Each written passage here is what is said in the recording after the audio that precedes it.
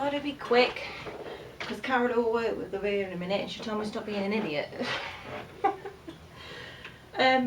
This is a collaboration hosted by Maria from the Richardson's Homeschool Life, previously known as the Richardson Simple Living. She's doing Vlogmas in a minute. Every single day she's putting a video on, Christmassy.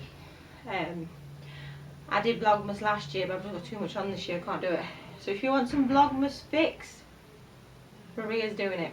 There's a few other people doing this collab, but I don't want to miss anyone out, so just look in the description box and I'll have them listed there, and check Maria's description box because she'll have them all on if I've missed anybody.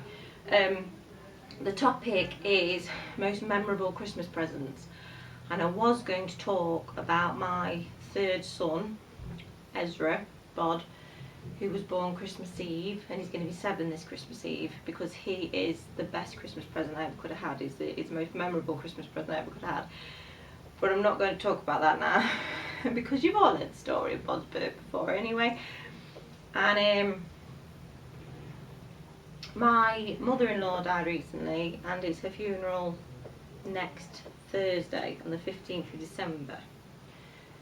The husband did want me to write something for the vicar to read out at the funeral. But when the vicar come the other day, the husband's brother pretty much shouted me down at every turn. I ended up just not being in the room and leaving it to the two brothers. And I was annoyed with my husband that he'd let his brother talk to me like that, but he's not very well and his mother's died, so I didn't, you know, I'm not going to push anything. They've sorted something out between them. So the thing I was going to say, or write down for the vicar to say, I'm going to say now. When the husband's dad died, he was only 5, and my mother-in-law was on her own with a 5-year-old and a 10-year-old boys, and she never ever remarried, ever. Never dated anybody else, never remarried. I remember once when I first started dating the husband, went round and she started telling me the story about how her and my husband's father had met. And she said she'd gone into this pub with a friend and he was at the bar and he just winked at her. And I went, and that was that? And she went, yeah, and that was that.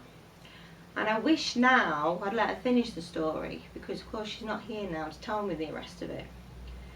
But then again, it's true. He winked at her and that was that.